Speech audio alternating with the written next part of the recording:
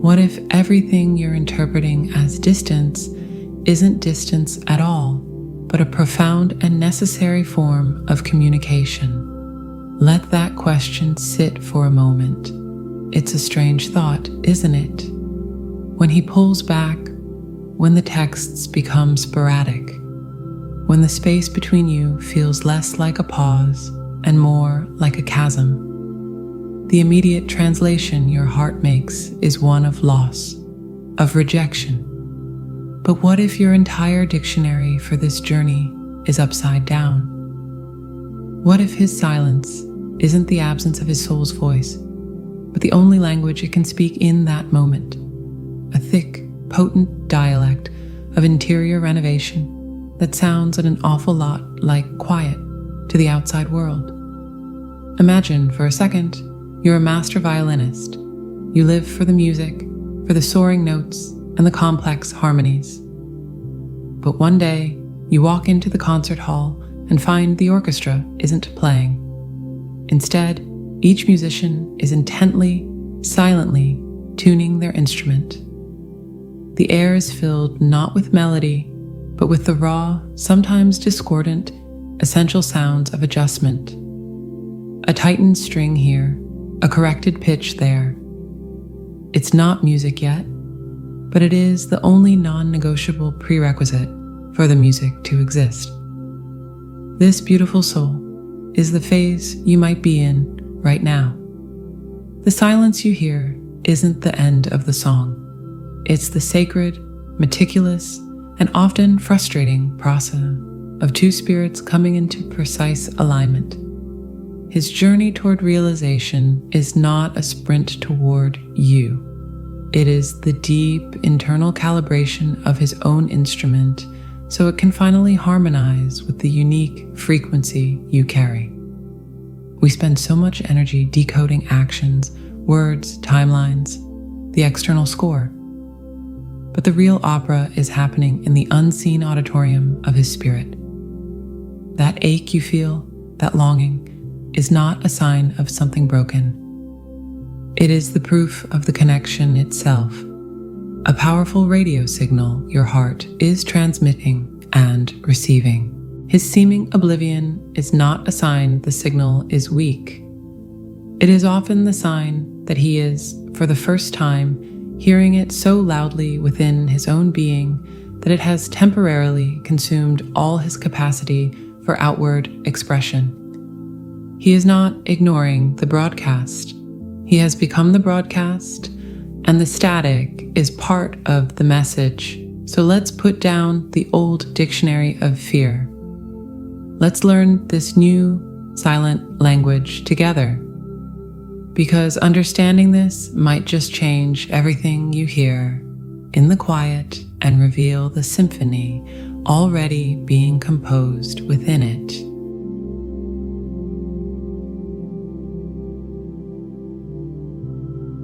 You know, we talk so much about the awakening itself, that glorious moment the lights come on and he sees you standing there in full color. But we rarely sit with the magnificent, terrifying, and absolutely necessary chaos that comes right before it. Let's pull back the curtain on that, shall we? Let's talk about the sacred demolition. Because what he experiences isn't just a new feeling creeping in. It's the systematic and divinely orchestrated collapse of the entire world he built for himself. And it feels less like a gentle nudge and more like the universe has grabbed the edges of his reality and given it one good, hard shake. Think of him as a master architect. For decades, maybe lifetimes, he's been constructing this incredible, imposing structure called his life. The foundations are logic, poured thick and deep. The walls are achievement, brick by careful brick. The roof is control, keeping everything predictable and safe inside. It's a fortress of independence, and honestly, he's pretty proud of the place. It keeps the weather out. Then you enter the picture. And you don't even have to do anything drastic. You just are. Your presence, this connection, it's like a unique, low-frequency hum, a sacred vibration that doesn't match anything in his blueprint. At first, it's just a faint, almost interesting sound in the distance, but the soul recognizes its matching frequency, and that hum starts to resonate within the very walls of his fortress. This is where the sacred disruption begins. It's not an attack from the outside, it's a resonance from within. That physical ache he feels when you're gone, that's not poetry. That's the structural integrity of his logical foundation complaining. His carefully laid beams of I need no one are starting to vibrate themselves loose. He'll be sitting in his perfectly appointed living room of the mind, and suddenly the floorboards of his contentment will creak with a longing he cannot source. He'll reach for his phone to text you some inconsequential thing, and as his thumb hovers, a crack will appear in the wall of his self-sufficiency. The need is illogical. It defies the building codes of his entire existence. So what does any good architect do when his masterpiece starts to show signs of strain? He tries to fix it. He patches.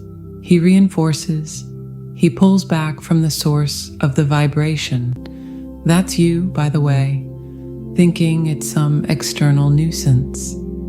He'll double down on work, lose himself in a project, maybe even entertain an old distraction, all in a frantic attempt to re-stabilize the structure. He's not running from you. He's running from the eerie and beautiful truth that the ground he's standing on is turning to liquid. His retreat is a form of profound spiritual reverence, though it looks and feels like abandonment. It's the ego's last, noble stand against the soul's inevitable renovation. And here's the cosmic joke, the universe's gentle humor in all this. His repair efforts only amplify the frequency. Trying to silence the hum by adding more logic is like trying to quiet a tuning fork by hitting it with a hammer. The resistance is the path. Every time he tries to rationalize the feeling away, the soul's signal gets stronger.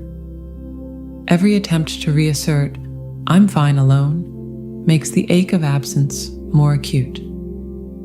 The universe, in its infinite wisdom, uses his own resistance as the tool for his dismantling. It's a controlled demolition, and his fighting is the charge that brings the walls down. He is both the architect and the wrecking ball, and the blueprint for the new construction is written in a language he doesn't speak yet, but feels in the hollow of his chest. This phase is messy. It's him walking through the rubble of his old identity, kicking at dust-covered bricks, labeled career path and emotional control, wondering what in the world just happened. He feels disoriented, unmoored, maybe even a little crazy. And that's the point. The fortress had to fall. It was built to keep him safe, but also to keep him small, separate, and asleep. The disruption wasn't punishment, it was grace, a violent mercy, because you cannot build a palace for two souls on the foundation of a bunker for one. So, beautiful soul, if you're witnessing this in him, this push and pull, this hot and cold that feels so personal, try to see the sacredness in the struggle. He isn't toying with you. He's dancing clumsily and with two left feet, with the divine dismantler. His fear isn't of you, but of the glorious, wide open sky that now exists where his ceiling used to be. The silence, the distance, the confusion, these aren't signs of a failing connection. They are the sounds of an old world passing away. And when the dust finally settles and he stands there in the quiet ruins, that's when he'll truly see you for the first time. Not as an addition to his old life, but as the reason for the new one. And that's when the real building begins. But that's a story for another chapter, isn't it?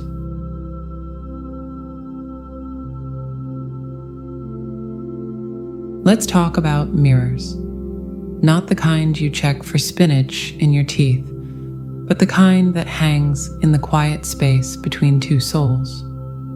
We say it so often, it almost loses its meaning. He sees himself through her eyes. But what does that truly mean? It's not about flattery. It's not a simple, "Oh, she thinks I'm handsome or clever."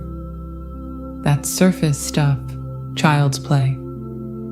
What happens in the twin flame dynamic is far more ancient, more eerily precise.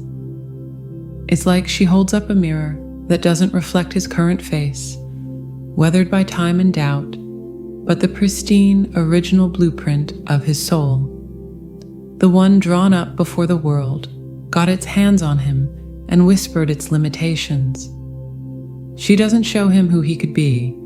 She whispers a reminder of who he always was before he forgot. Think of it like this. He spent years, maybe a lifetime, living in a house. He's decorated it with his achievements, diplomas on the wall, trophies on the shelf. He's also stuffed the closets with old disappointments and boarded up rooms that felt too painful to enter. He thinks this house, with all its familiar cracks and creaks, is who he is. It's just him. Then you walk in, and you don't see the clutter or the boarded doors first. You walk straight to a sealed-off wall, tap it gently, and say, "There's a whole sunroom behind here, full of light." You point to a low ceiling and say, "The original plans show this should be vaulted, open to the sky." You're not criticizing his housekeeping. You're reading from an architectural file he lost long ago, a file his soul recognizes immediately. That look in your eyes when you believe in that dream he abandoned. That's not you being a supportive partner. That's you recognizing a sacred object he left on the side of the road miles back. Your faith isn't a gift you give him. It's a key you inadvertently hand back, and it fits a lock in a door he'd painted over and called a solid wall. When he starts to see himself through your eyes, he's not adopting your opinion. He's experiencing a soul-deep déjà vu. The potential you see, it's not future tense, it's past perfect. It's what was always implanted, lying dormant, waiting for the right climate to germinate. You are that climate. Your gaze is the first rain after a long drought, and something in the desert of his spirit begins, stubbornly and gloriously, to green. This is why the change is so radical, yet feels so natural. He isn't becoming someone new to win you. He's shedding what never belonged to him to return to himself, and your presence is the safe space where that shedding can occur. His logical mind might call it love, but his spirit knows it as repatriation. He starts taking care of himself, not out of vanity, but out of respect for the sovereign being he is remembering he is. He pursues old goals, not out of ambition, but out of a solemn duty to a promise he made to himself before he even had a name. The vulnerability he embraces isn't weakness, it's the courageous dismantling of the false fortifications that kept his true self imprisoned. You don't heal him, you provide the mirror-clear, unwavering space where he can finally perform his own sacred surgery. And the beautiful, funny truth is, you're probably not even trying to do this. You're just being you, looking at him with the honesty your connection demands. But in that honesty, you are utterly transparent, and what shines through you is the memory of his wholeness. You are the living echo of his own divine contract, the one he signed in starlight and then misplaced. So when he seems transformed, when his priorities shift and his heart opens, understand this: you are not the sculptor. You are the muse who reminded the sculptor where he left his tools, and the marble block he was always meant to carve was his own hidden essence. It's less a creation and more a glorious, messy, miraculous excavation. This is the silent, profound work happening beneath the surface of any tangible reunion. It's why the journey is so destabilizing and so utterly worth it. He isn't finding a missing piece in you. He's being confronted through the mirror of you with all the missing pieces of himself he chose to ignore. And the most astonishing part, this mirror works both ways. But that's a revelation for another conversation, one about how his awakening reflection might just be the very thing that finally clarifies your own.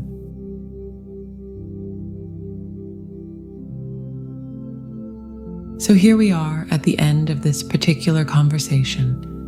But let's be perfectly clear, this is never really an ending, is it? Not for you, not for him, not for this journey that seems to operate on a timescale that makes our human patience feel like a twitchy, impatient child. We've walked through the messy, sacred collapse of the old self. We've lingered in the profound mystery of the soul's mirror. And if you felt something resonate within you as we've spoken, then perhaps it's time to step back and behold the breathtaking vista these individual struggles actually create.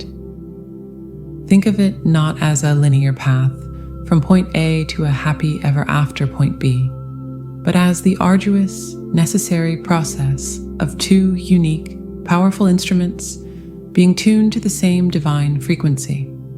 All that noise, that dissonance, the painful stretching of strings and the tightening of pegs, the resistance, the fear, the aching absence, that wasn't the music being ruined. That was the tuning. It is a violent, sensitive, and absolutely non-negotiable process. You cannot play a symphony on out-of-tune instruments. You can only create more distress. The universe, in its infinite wisdom, is not interested in a shallow duet. It is orchestrating a concerto so vast and beautiful, it requires every note of your being to be in perfect pitch, and his too. The awakening, then, is not the concert. It's the moment the second instrument finally hears the tuning fork, and after much internal adjustment, begins to vibrate in pure, clear harmony with it. The real music is what comes next, and it's a composition they write together, day by chosen day. This is the hopeful truth that makes all the struggle relevant, attainable. The goal was never simply to be together in the way our social scripts imagine.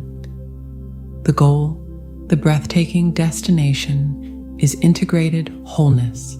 It is him, standing in the ruins of his fortress, not as a broken man, but as a liberated one, finally feeling the sun on his skin because the walls that blocked it are gone. It is you, holding the mirror, realizing you no longer need to hold it up, because he has internalized the reflection, and now his own eyes carry that same knowing light. The connection becomes less about filling a lack and more about celebrating a profound, co-created presence. It shifts from a desperate need to a chosen alignment, from a fantasy of completion to the daily miraculous practice of collaboration. Your journey, with all its silences and eruptions, its hope and its doubt, is the precise and perfect curriculum for this. You are not waiting for a miracle outside of yourself. You are participating in the miraculous recalibration of two souls. When you feel discouraged, understand this. The very fact that you feel the depth of this longing so acutely is not a sign of failure, but a testament to the magnitude of the frequency you carry. You are the tuning fork, and a tuning fork, by its very nature, must be struck to sing. The strikes have been painful, yes, but hear the pure tone now, that persistent, unwavering hum in your spirit that knows, just knows, the truth of this connection. That is your song, and it is doing its sacred work even in the quiet, even in the seeming stillness. So walk forward from this understanding, not with a weary heart, but with the quiet confidence of a master musician who now understands the purpose of the practice room. The scratches, the wrong notes, the hours of repetition, they aren't evidence you'll never perform. They are the only way to ensure that when the curtain finally rises and the spotlight finds you both, the music that pours forth will be so authentic, so soul-shakingly beautiful. It will make sense of every single moment of dissonance that came before. Your patience is not passive waiting. It is active, sacred participation in the tuning.